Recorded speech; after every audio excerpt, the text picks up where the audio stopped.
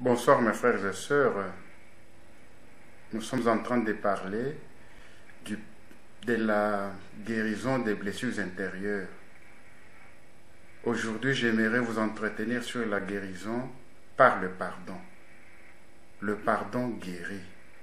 Et comment alors pouvons-nous pardonner? De quelle façon? Est-ce que c'est possible de pardonner?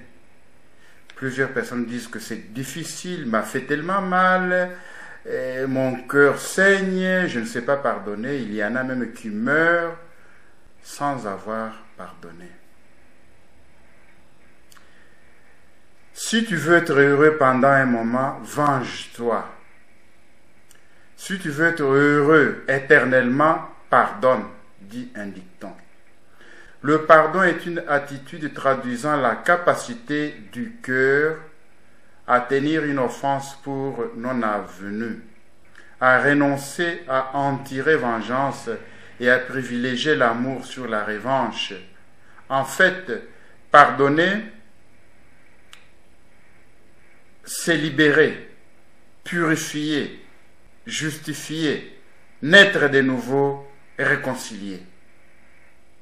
En réalité, exiger le pardon de notre part ne signifie pas nous humilier et nous priver de notre droit de défense, mais nous libérer du pouvoir de ceux qui nous ont humiliés ou blessés.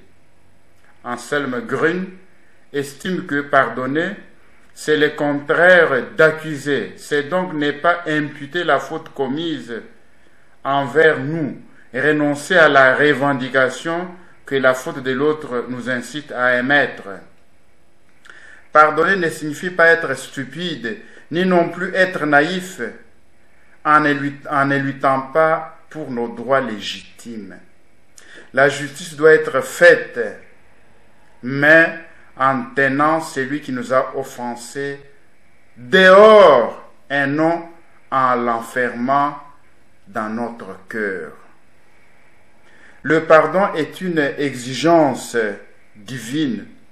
Le pardon est une exigence sine qua non, non pour la guérison de nos blessures intérieures. Le pardon est sine qua non.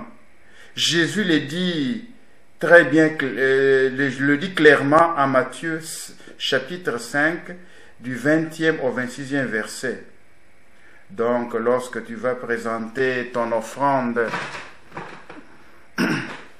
à l'autel, si là tu te souviens que ton frère a quelque chose contre toi, laisse ton offrande, va devant l'autel, va d'abord te réconcilier avec ton frère et ensuite viens présenter ton offrande. Mets-toi vite d'accord avec ton adversaire pendant que tu es en chemin avec lui, pour éviter que ton adversaire ne te livre au juge, le juge au garde, et qu'on ne te jette en prison. Amen, je te l'ai dit, tu n'en sortiras pas avant d'avoir payé jusqu'au dernier sou. Dieu nous défend de conserver quelque chose contre celui qui nous a blessés dans notre cœur, et de laisser changer en haine le premier mouvement d'indignation. Notre frère a quelque chose contre nous lorsque nous l'avons offensé et blessé. Nous avons quelque chose contre lui lorsque nous-mêmes nous l'avons offensé et blessé. Et il faut que nous lui pardonnions comme nous désirons que Dieu nous pardonne les fautes que nous avons commises.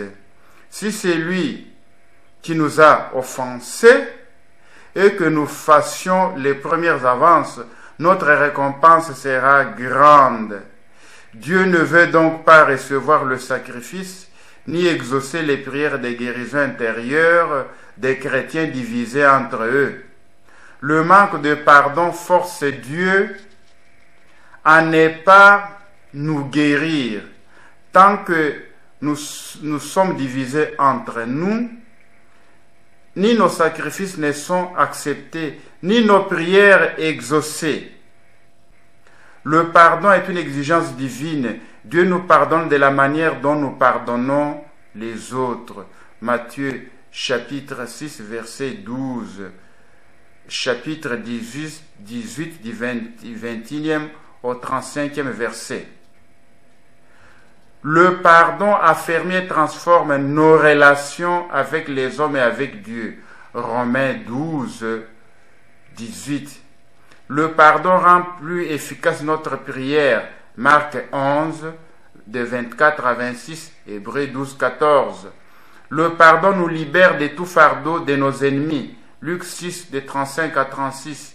Le pardon libère de la culpabilité et du ressentiment. 1 Jean 3, 15. Le pardon nous donne la paix et la sérénité. Colossiens 3, 12, 13. Les pardons épargnent notre génération de la condamnation. Exode 20, de 5 à 6. Comment pardonner ou bénéficier du pardon de son prochain? Dieu exige de notre part l'humilité en demandant pardon d'eux que nous nous reconnaissons fautifs. Matthieu chapitre 18 du 21e au 35e verset. Savoir accorder le pardon d'eux que cela nous est demandé. La parabole de Matthieu chapitre 18 du 23e au 35e verset est plus qu'éloquent sur la nécessité de pardonner jusqu'à ce qu'il lui eût payé toute sa dette. Décider de ne pas pardonner, c'est choisir d'être puni toute la vie avec la torture pour une dette de souffrance et même après la mort avec un solde débiteur énorme. Pardonner est un choix qui nous libère de beaucoup de maux. L'invitation au pardon n'est pas une invitation à la répression de nos sentiments. Ainsi, le pardon viendra toujours après la colère et non pas avant elle. Anselme Grün enseigne que pour pouvoir pardonner, il faut d'abord laisser parler la souffrance que l'autre nous a causée. Mais il ne faut pas fouiller la blessure, sous peine de se faire à soi-même du mal. C'est pourquoi la prise de conscience de la souffrance s'accompagne nécessairement d'une grande colère. La colère, c'est la force de prendre du recul en face de celui qui nous a blessés. Elle nous permet de rejeter hors de nous-mêmes la cause de la blessure et de l'irritation. C'est seulement quand nous l'avons rejeté que nous pouvons nous dire « Après tout, ce n'est qu'un être humain. Il n'est lui-même aussi qu'un enfant blessé. Il est tellement prisonnier de sa propre structure physique, de son angoisse, de son désespoir, qu'il ne peut pas faire autrement. » Nous pouvons encore prier comme Jésus sur la croix. « Père, pardonne-leur, ils ne savent pas ce qu'ils font. » Luc 23, 34. C'est seulement quand nous nous sommes libérés par notre colère du pouvoir de l'autre que nous pouvons lui pardonner vraiment. Nous sentons alors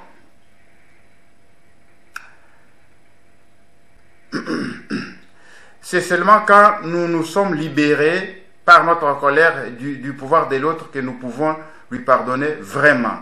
Nous sentons alors que le pardon fait du bien en nous délivrant une fois pour toutes du pouvoir de celui qui nous a blessés. Josh Billings avait raison lorsqu'il affirmait qu'il n'y a pas de vengeance si complète que le pardon. De même, Nelson Mandela disait « Vous obtiendrez plus dans ce monde avec le pardon qu'avec des actes de représailles. Où on pardonne, où on est torturé pour toujours. » Tant que le couteau qui nous a blessés reste enfoncé en nous, nous ne pouvons pas pardonner. En le faisant, nous ne ferions que nous blesser encore davantage, qu'approfondir la blessure. Ce serait du masochisme. Il faut d'abord rejeter l'autre hors de nous. Alors seulement nous pourrons vraiment lui pardonner. Aussi, les offenses non remises sont paralysantes et nous enlèvent l'énergie dont nous avons besoin pour vivre.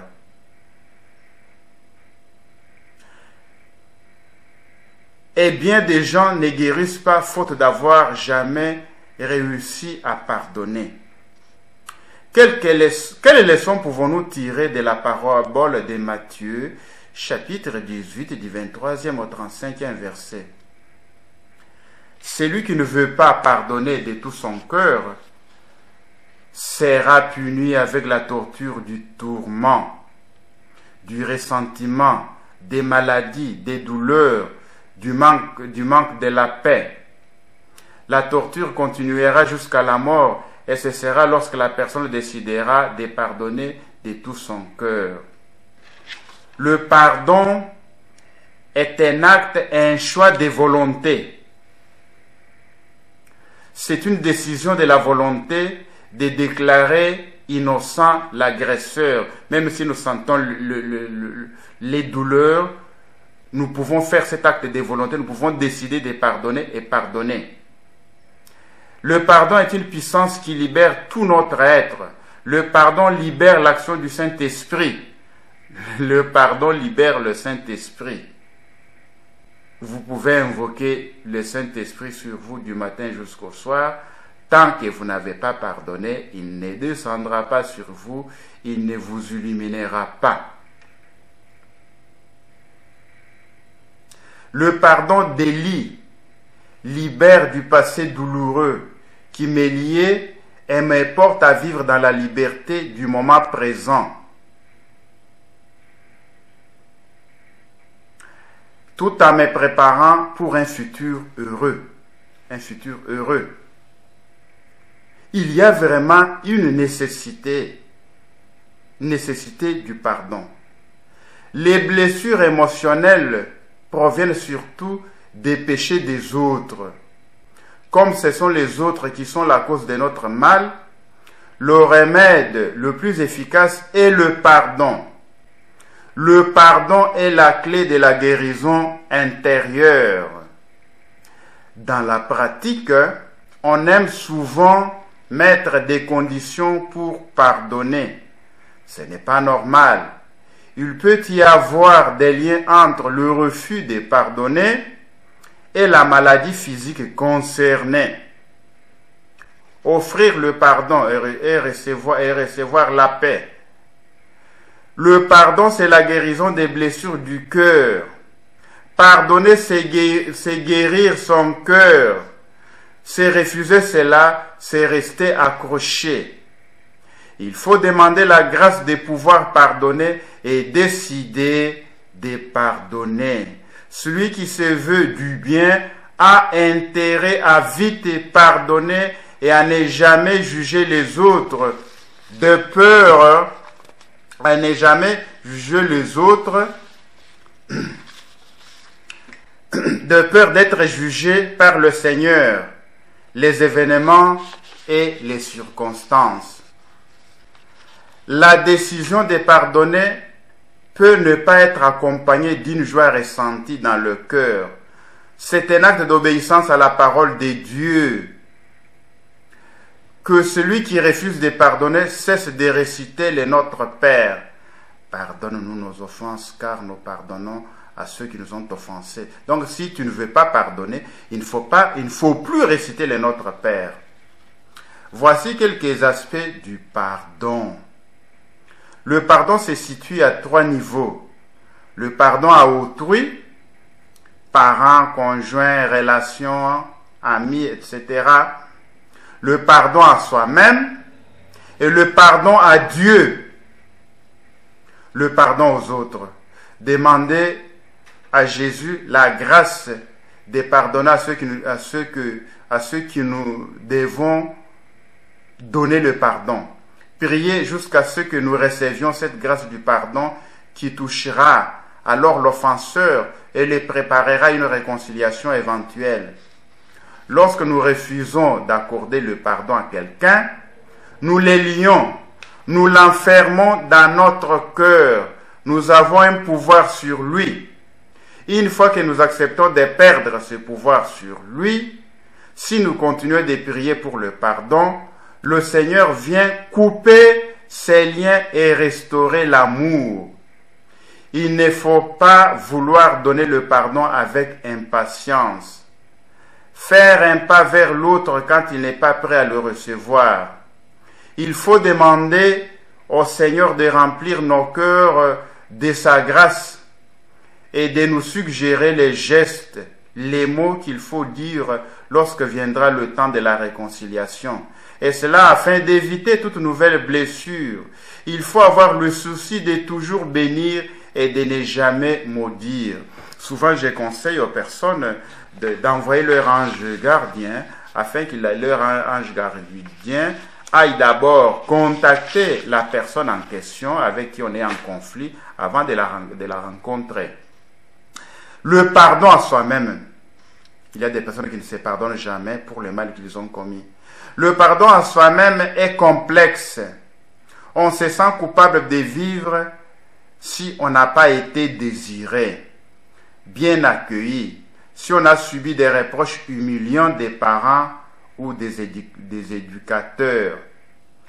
Tu es un âne, un vaurien, tu m'écoutes trop cher, tu ne réussiras pas, des choses comme ça, tu ne réussiras jamais. Si on a dit qu'on a honte de vous, vous vous sentez de trop. Vous vous sentez de trop. Vous vous sentez coupable. Et parfois, quand même, on avoue une faute en confession, on ne croit pas que Dieu nous a réellement pardonné. Notre trahison, notre péché. La culpabilité nous détruit, car nous sommes nous-mêmes les pires des juges. Il est bon de se pardonner et confesser qu'on est une pure merveille. Psaume 139, verset 14. Pardonner à nous-mêmes, c'est nous offrir un cadeau. Il lui faut aussi pardonner à Dieu. Accuser l'autre, c'est s'accuser et accuser Dieu. Quand le malheur nous accable, que nous nous considérions comme victimes des méchants, nous demandons à Dieu pourquoi il permet cela. Nous avons du ressentiment contre lui, contre les catastrophes, les circonstances de notre naissance, de notre vie, la perte du travail, le décès des êtres chers.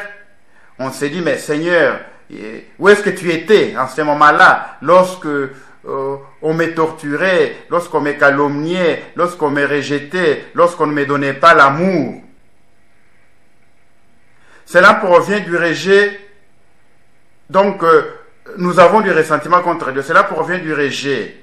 Quand on découvre qu'on est aimé de Dieu, d'un Dieu qui est pardon, miséricorde, tendresse et pitié, qui nous accepte tels que nous sommes, beaucoup de problèmes disparaissent. Il y a aussi des gens qui ont une fausse conception de Dieu et qui accusent Dieu en raison de cette fausse conception-là qu'ils ont sur Dieu.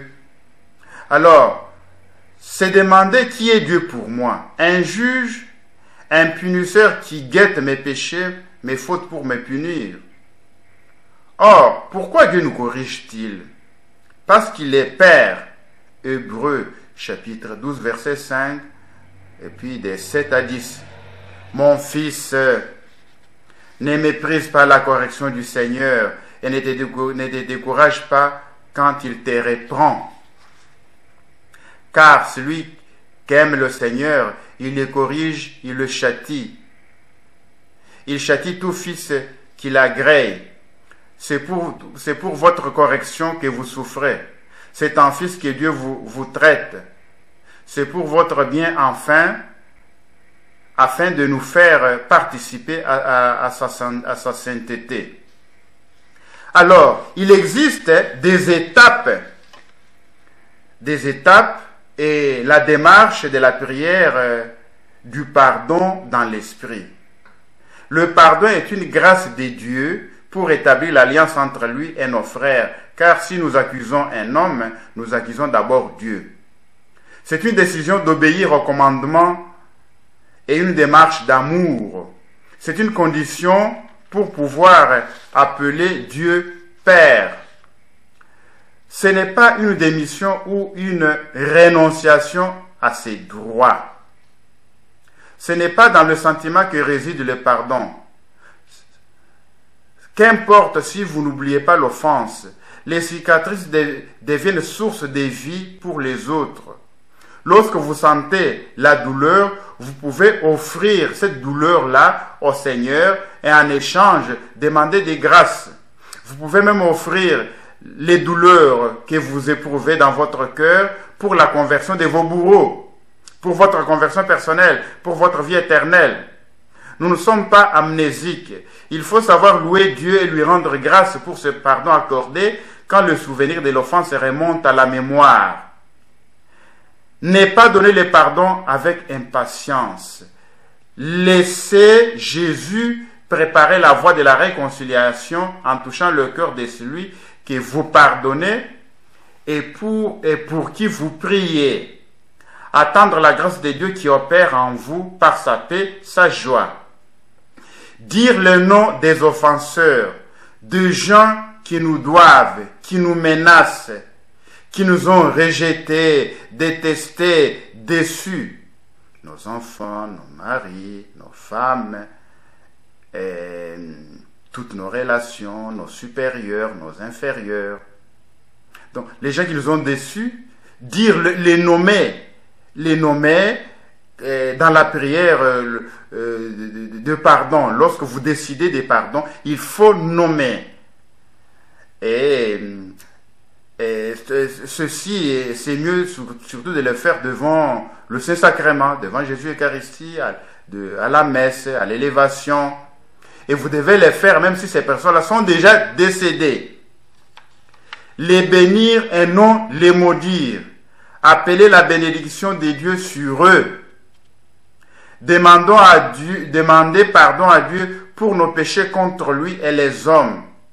C'est-à-dire nos plaintes, nos accusations, nos peurs, notre découragement, nos critiques, nos condamnations, nos murmures. Maintenir le pardon selon les principes de 70 fois 7 fois, selon Matthieu chapitre 18 du 21e au 22e verset. Pardonner les ennemis ne suffit pas, il faut les aimer, leur montrer qu'on leur veut du bien, que nous prions pour eux. Ne pas se venger en faisant la même chose que l'ennemi, mais prier pour lui en disant « Dieu, je te remercie pour ce qui m'arrive, ceux qui me persécutent ne savent pas ce qu'ils font. Puisse ma prière et ta miséricorde toucher leur cœur et leur faire comprendre que la haine, la violence ne mène nulle part. Que ta paix vienne dans mon cœur et puisse les toucher. Amen. » Je peux aussi répéter cette parole dans mon cœur avec tout mon amour. Je t'aime, tel, non, le nommer, et je te veux du bien. Donc, nommer les personnes qui t'ont offensé et leur dire que je te veux du bien. Alors, quand le mal est très grave, est très sérieux, très grave, vous pouvez faire ceci lorsque vous vous réveillez le matin. Vous dites, Seigneur, vous dites à voix haute, Seigneur, je pardonne tel, je le bénis et je l'aime. Et puis dire à voix basse, Seigneur, je pardonne tel, je l'aime et je le bénis. Et puis dire intérieurement encore, Seigneur, je pardonne tel, je le bénis et je l'aime. Même au cours de la journée, vous pouvez répéter plusieurs fois cette phrase-là, lorsque vous vous rappelez du mal qu'on vous a fait, ou bien lorsque la douleur est vraiment aiguë, vous êtes en train de ressentir la douleur et la colère du mal qu'on vous a fait. Ou bien vous pouvez aussi dire, Seigneur, je vous bénis pour le mal qu'on m'a fait. Merci Seigneur, c'est toi qui as permis ceci. Si tu as permis ce mal, c'est pour que je devienne humble. Je suis très orgueilleux. Je m'humilie devant toi Seigneur. Je te loue, je te bénis. Vous pouvez maintenant glisser dans la prière des louanges. Alors, du mal qu'on vous a fait, vous glissez dans la prière des louanges. Alors, du mal qu'on vous a fait, vous commencez à louer le Seigneur, à chanter le Seigneur. Seigneur, je te bénis, je te chante, je te rends grâce pour ce mal qu'on m'a fait. Alors, tout cela s'entre dans le processus de la guérison, de notre guérison, pour que nous puissions avoir le sourire, pour que notre être puisse resplendir, pour que nous puissions avoir le Saint-Esprit. Parce que si nous demeurons dans la rancœur, on ne réussira pas dans la vie, notre vie sera bloquée. Et le Seigneur ne pourra même pas exaucer nos prières.